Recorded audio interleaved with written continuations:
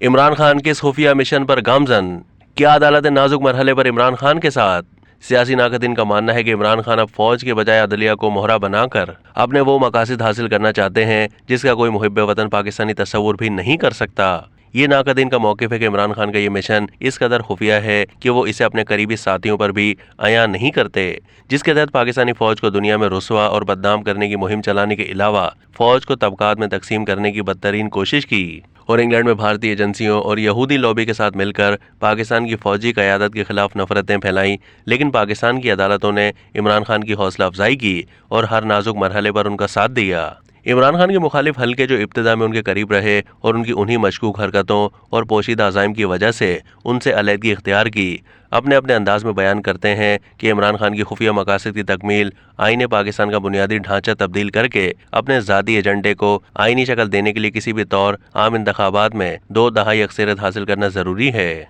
जिसके लिए वो किसी भी हद तक जा सकते हैं। अपने पहले मकसद के हुसूल के लिए भी ऐवान अदल को जरिया बनाने का इरादा रखते हैं। यही वजह है कि वो पंजाब और खैबर पख्तूनख्वा यानी कौमी और 2 सूबाई असम्बलियों के इंतखाबात हर हाल में सितंबर 2023 में चीफ जस्टिस ऑफ पाकिस्तान की रिटायरमेंट से पहले कराने में बजिद हैं, क्योंकि इमरान खान का मानना है कि उसके बाद उन्हें इंसाफ मिलना मुमकिन नहीं होगा। 2 दहाई अक्सरियत हासिल करने के बाद आइन की शक्ल बिगाड़ कर उसे जिन ज़ाती मकासद के लिए इस्तेमाल किया जाएगा उनमें आज़ाद माशरे का क़याम, जिनमें मज़हब की आज़ादी, सोच की आज़ादी और ख़ास तबके को तबलीग और इजहार की आज़ादी राय को नए मायना पहना कर मुतारिफ कराया जाएगा। उसके साथ ही आइन के आर्टिकल 260(3) में तब्दीली की राह हमवार की जाएगी। हुक्मरानी की तमाम ताकत फर्द वाहिद को तफवीज़ करने के लिए पार्लिमानी निज़ाम हुकूमत को सदारती तर्ज हुक्मरानी यानी मुतलकुल इनानियत राइज करने की कोशिश की जाएगी। 18वीं तरमीम का फौरी खात्मा करके सूबाई इख्तियारात सल्ब करते हुए उन पर वफाक़ी कब्जा कायम करने के लिए तरमीम की जाएगी और इसराइल के साथ सिफारती ताल्लुकात कायम करने के लिए ऐसे बैनुल-अक़वामी ग्रुपों के जरिए राह हमवार की जाएगी जिन्हें दुनिया में पजीराई हासिल है।